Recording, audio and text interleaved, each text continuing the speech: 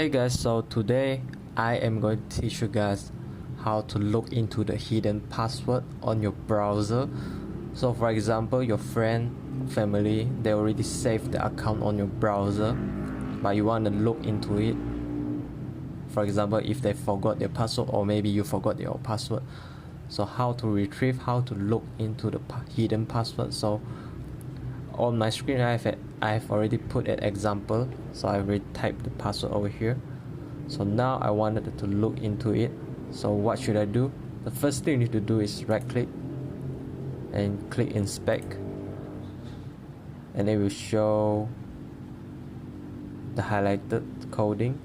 So what you're gonna do is find the input type equals to password and double click the password and change it to text and click enter, and it will show the password over here. So mostly all the website can be changed, the coding.